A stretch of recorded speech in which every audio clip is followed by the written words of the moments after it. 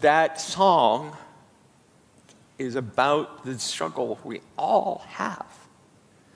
What is this thing we call God? What is it, right? What is God? And I used to say, and I like to say, that God doesn't have a gender. God is a they, right? And right now, in our political discourse, I'm going to claim it. God uses the pronoun they, right? Because this idea that God is male comes from an old idea, right? The male-centric centuries of patriarchy that started in Judaism and in Christianity that depicts God as this old man up in the sky creating first man, and that God has a gender that is decidedly male, is an old paradigm. It's beautiful, it's eloquent, but it does not work in my century, and it doesn't work for me internally. And I had to do the hard work of releasing that idea in my head that was put there purposefully and repeatedly, that God was he, right? And even from platform, even after I became a minister, I had to do the work of unwriting that narrative, because that's the default position I would go to when I was talking about, thinking about, and exploring the value of this concept of God in my life. Oh, I want to be really clear. There are some wonderful, wonderful things that have come from the Catholic Church, from Judaism, some wonderful spiritual teachings. But some of the religious abuses that have taken over the centuries and that have given religion a bad name need to be called out and need to be lifted up to something higher. It's not about blame. It's not about judgment. It's not about throwing out the baby Jesus with the bathwater. But it is about doing the internal work we need to do to explore what divinity is in our life, what the creator energy is in our life, what the idea of God is in a practical, fundamental way that we can use. If God is up there in the cloud, what good is it to us here on earth? And if God is not comforting, then what use do I have for it right here and right now? You know, there's an expression, an idea that I've heard frequently in Unity, and I live it some days. Sometimes I need a God with skin on. I need a God that comforts me. When my nephew committed suicide, when my mom died, the God with skin on it was right there by my side. And I know, because I've sat with you and listened to you and joined with you, that many of you have had that need for the comforting deity to be with us in those times. That's what the power of this God can use for us. But what about something bigger, something even grander than Michelangelo's Sistine Chapel, right? God is an attempt, just the name, the word God. And that's why that song is so powerful, because it opens us up to different names for the word of God. It's an attempt to give form to the vast mysteries of existence. But there's a quote I like even more than that one, and it's this: God is the name of the blanket we throw over a mystery to give it shape. Barry Taylor. So God is indefinable. The second that we try to define God, we fail. We limit the infinite.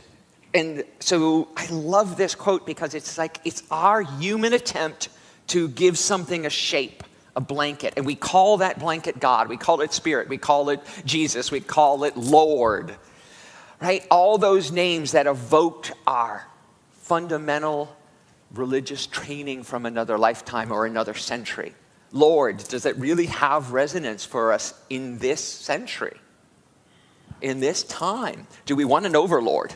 Do we want a micromanaging God? Do we want someone who gives us just the rules rather than the possibilities? What works for us today? And that's the question. The thing about unity, and I think it's the greatest thing about unity and the hardest thing about unity all at the same time, is you have to decide. You have to decide what God is for you. You need to do the work to ferret it out, to understand it in your personal life. Because I can stand up here and say it, and unity can tell you what God is, but unless it is personalized and practical for you, it's of no use. And that's the power. That's the power of your conscious choice. So while it's a fool's errand to stand up here on any Sunday and try and tell you what God is, I'm going to dive into it anyway. Call me your fool on an errand. But unity does have a teaching, and I love the teaching that God is. So what is the unity teaching? Unity teaches that there is only one power and one presence in the universe and in our lives, God. And since that wasn't good enough, a lot of unitics sitting in the pews decided that they had to add the phrase God the good, because it's not the bad God, it's only the good God. It's like if you had to put a modifier on the word God to make it God the good, so there's a God the bad? It's like, where does that God exist? And the truth is, in our lives, haven't we experienced that? Are we not experiencing that right now? That there seems to be a fundamental shift in our world where up is down, right is wrong, that things are not going like we thought. They were all evolving to the Christ consciousness. We're all becoming awakened and enlightened, and we named this our year of awakening. Well, is it time we wake up? When is that going to happen? When is we're going to wake up that every individual on this planet is made to the truth that they are divine? They are an expression of the divine. We just said it to our kids. When are we going to know collectively as a human race that every person, every trans person, every gay person, every black person, every person of color, every person who's a refugee, an immigrant, every person who has a different ability, every person who is different than you is also divine? And when will we treat them as if they are divine? If God is the one power and the one presence, when will we wake up and know that there is not a better person and God is not showering wealth on you because you're so good?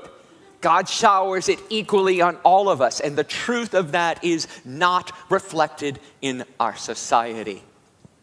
There is vast differences in opportunities, in wealth, and education, and just general life. So some days, especially right now, especially what's going on in our country, especially what's going on in the demonization of immigrants, in the demonization of trans people, of LGBTQ people, in the demonization of workers who are doing their job on a daily basis. That God is, in those instances, can be seen, I was pressing the wrong button. God can be seen as missing in action, is indifferent to human suffering, is asleep at the wheel, capricious, vindictive, cruel. And there have been days when I have witnessed the inhumanity of man against the other men and women, the sexism, the misogyny, the racism, the homophobia, the Islamophobia in our world, the othering of the world, that I could, as a minister, say, yeah, that God is ineffectual. That God I want no part of. And it's easy to understand why churches find fewer and fewer people in their churches and in their pews and on their online services because they don't say that. They don't say, and unity is right in there, right with them. They say, God is all good, all the time. Well, it is really hard some days to call what's happening good. It is really hard sometimes to call the pain people are suffering on a daily basis, losing their jobs, being deported and evicted from the country they have lived in most of their lives because of some rule and some new administration that comes in to have the rug literally pulled out from underneath them, to call that good. So how do we make sense of this? How do we make sense of this in a world that seems to be out of control? When I take a breath and realize that those are real feelings that I sometimes feel, even though I have devoted this whole part of my life and most of my life to a deeper and better understanding of spirit, of source, of life. Then I go, oh, there I can, thinking I'm separate from God. That whole diatribe I just described to you, that whole position which I sometimes feel, is a consciousness of separation. It's a consciousness of not oneness. It's a consciousness that harkens me back to having God outside of me. It's an old, embedded consciousness that has God up in the sky and me down here on earth. And it does not allow for the possibility that what we just sang about just a few minutes ago, that I am the hands, the face, and the voice of God right here on this planet. And that it is not up to this God in the sky to fix any of this. It's up to me. It's up to you. It's up to each and every one of us to treat each other with respect. It's each and every one of us, no matter what is happening in our political organizations, to hold to principle, to hold to truth, to hold to life. Because you know what? Administrations will change. Teachers will change. Politicians will change. Rules and laws will change because they're made by humans, of humans, for humans. What's different and what's most important right here and right now is what happens within me. Things may happen on the outside of me. Things may happen to me and around me, but the most important thing is what happens inside of me. And so when I can let go of the consciousness that God up there and realize I have the agency. I have the capacity. I have the power within me because I am one with God. Then God is love as I love. And if I withhold love, I'm the one withholding love. From the politicians I don't like. I'm the one withholding, not them. I'm doing it. So if God is love, I step into loving everything. Not easy, but boy, did we think this was going to be an easy journey this here on this life? Are we all signed up for this life? Because we're here and we keep living and we keep moving and we keep putting one foot in front of the other and the next foot and taking the next step down the path, then God is love. God is not all-knowing. There's not the God up there in the sky knowing every little step you make and every little thing you do like some cosmic Santa Claus. God is all knowledge. The collective wisdom, the Sophia generation, the Sophia understanding that knowledge is the truth of God. The presence, not all everywhere present, but presence itself. God is the energy of being able to be with everyone, no matter what. All power. Not all powerful, not raining condemnation or granting good on this side. God is all the power within you and me, the power, as Jessica so sang for us, the power that we have to effectuate and to create change here on this planet. That's the power of God. It shifts everything. It's everywhere. It's transcendent and it's immanent. It's right here within us. And then we know that it's whole. It's in every board, every redwood tree that made this place. It is in each and every one of us that is sitting here. And that collective wholeness is holy. The wholeness of all of us come together is perfect and pure. No matter what we've ever done, you are not your worst day. You are not the worst thing you've ever done or thought or said. You are an expression of divine life, here to make a difference on the planet. And we learn how to make a difference by being different after a stumble, after a failed attempt, after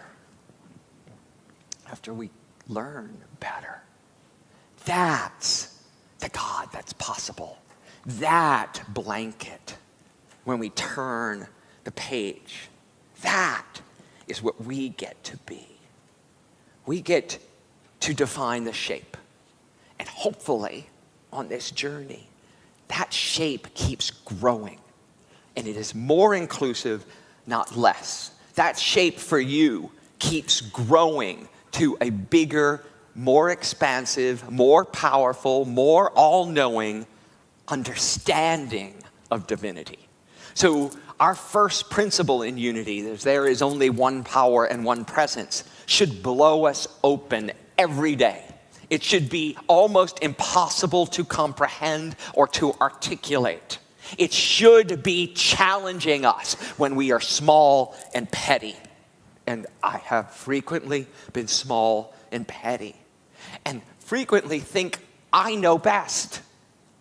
When it is the truth is that everyone, every single one of us is here to make manifest the glory of God that is within us.